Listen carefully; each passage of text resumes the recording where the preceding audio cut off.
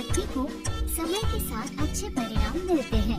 ऐसा ही हुआ जब सोनू और वानी के एनुअल एग्जाम्स आने वाले थे। अरे अब तक पढ़ रही हो, चलो खाना खाते हैं।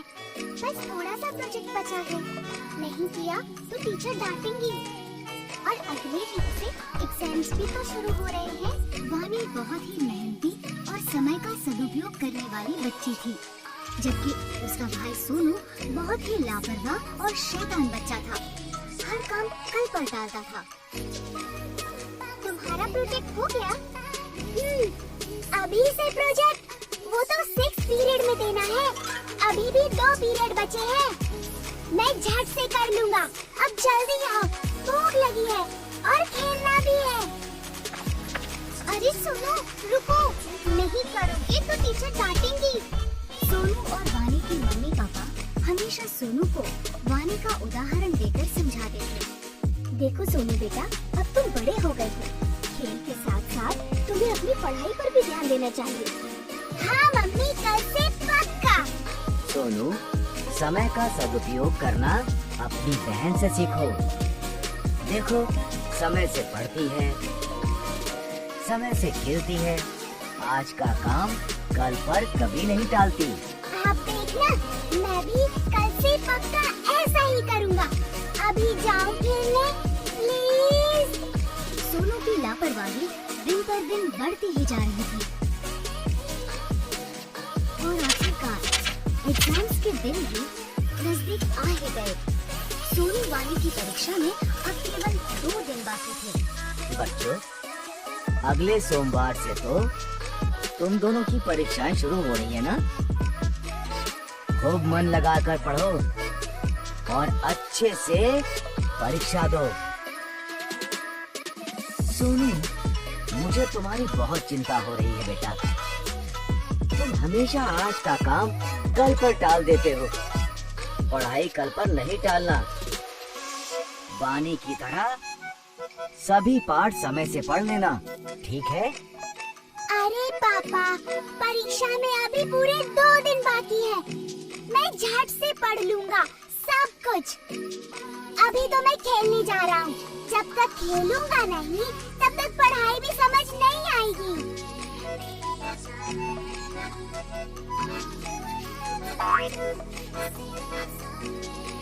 अरे वानी, देखो ना, कितना सुहाना मौसम हो रहा है। आओ ना, थोड़ी देर खेल लेते हैं। पढ़ाई तो बाद में भी कर सकते हैं, झट से शाम हो जाएगा। हाँ, मौसम तो सुहाना है, लेकिन मुझे मेरा पाठ पूरा करना है। कल परीक्षा है। इस मौसम में तो खेलने का मजा ही कुछ और है। तुम पढ़ती रहो, मैं तो चला खेलने। कुछ देर बाद वानी ने देखा कि सुहाना मौसम धीरे-धीरे आंधी तूफान का रूप ले रहा है और काले बादल उमड़ रहे हैं, मानो बारिश कभी भी हो सकती है। बारिश का मौसम देख वानी को चिंता हो रही कि अगर बारिश आ गई तो उसका पाठ कैसे पूरा होगा, क्योंकि बारिशों में अक्सर घर की बिजली कट जाती है। उसने सोनू को आवाज दी। सोनू, सोनू सुनो, मौसम देख के लगता है बारिश होने वाली है। शायद रात को बिजली भी कट जाए।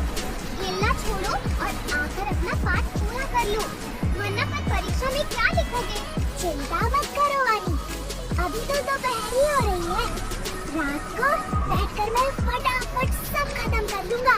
बिजली नहीं जाएगी, बल्कि बारिश के बाद पढ़ने में और मजा आएगा।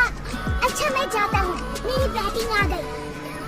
सोनू देर शाम तक खेलता रहा, लेकिन उसकी चिंता तब बढ़ी जब अचानक से बारिश शुरू हो गई। सोनू बुरी तरह घबरा गया और घर लौटा, जहाँ आकर उसने देखा कि घर पर ही नहीं बल्कि पूरे गांव में बिजली नहीं है।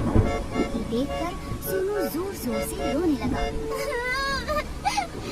कल परीक्षा में मेरा क्या होगा?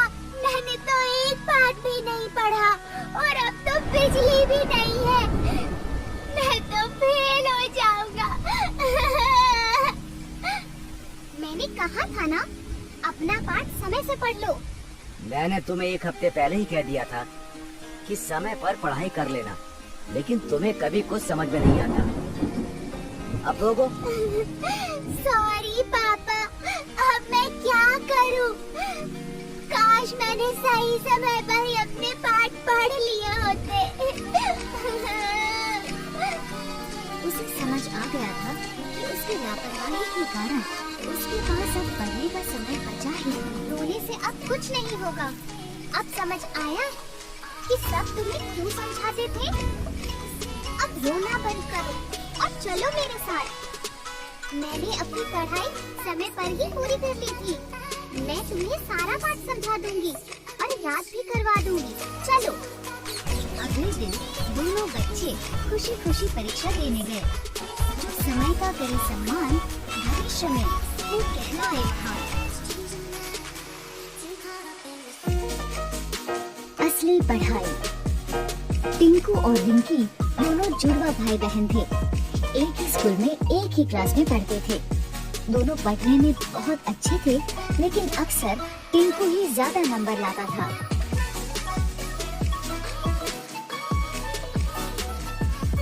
इस बार जब दोनों बच्चों ने साइकिल दिलाने की जिद की, तो पापा ने एक शर्त रख दी। मेरे पास एक ही साइकिल लाने का बजट है। तुम दोनों में से जो भी क्लास में टॉप करेगा उसे ही साइकिल मिलेगी। पापा की बात सुन के दोनों बच्चे पढ़ाई में जुट गए। लेकिन टिंकू कुछ ज्यादा ही स्मार्ट था। उसे पता था कि नंबर्स कैसे लाते हैं। वो सिर्फ उतना ही पढ़ता था जितना कि एग्जाम में आने वाला है। वहीं रिंकी को पढ़ाई का शौक था। वो पूरी की पूरी किताबें पढ़ा करती थी। देखना, साइकिल तो मुझे ही मिलेगी। तू जो इतना पढ़ रही है सब बेकार है। एग्जाम में ये सब नहीं आने वाला। तुझे कैसे पता? अरे ये देख, पिछले 3 साल के क्वेश्चन पेपर्स दिए हैं मुझे ट्यूशन वाले सर ने। हमेशा इन्हीं में से ही क्वेश्चंस रिपीट होते हैं। ठीक है, लेकिन मुझे नहीं लेना कोई शॉर्टकट। एग्जाम में जो भी आएगा बुक्स में से ही आएगा ना।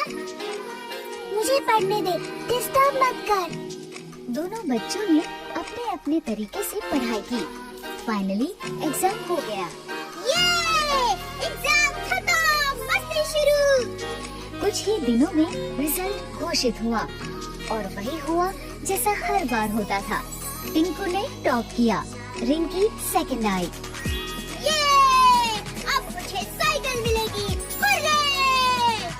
टिंकू को साइकिल मिल गई। वो बहुत खुश हुआ। ये लो, लेकिन ध्यान रखना ये तुम दोनों की साइकिल है। रिंकी को भी चलाने देना। लेकिन टिंकू कहाँ अब किसी की सुनने वाला था। वो तो बस साइकिल लेके चंपत हो गया। उसी दिन शाम को टिंकू और रिंकी का रिजल्ट अच्छा आने की खुशी में पूरा परिवार बाहर खाना खाने गया। खाने के बाद जैसे ही होटल से बाहर निकले तो अचानक से 2 लोग माइक और कैमरा लेके उनके सामने आ गए। हम लोग G1 साइकिल का प्रमोशन कर रहे हैं। बच्चों के लिए एक छोटा सा क्विज है। अगर सारे जवाब सही दिए तो G1 की टॉप मॉडल वाली साइकिल प्राइज में मिलेगी और साथ ही ये नया बैग और बॉटल भी।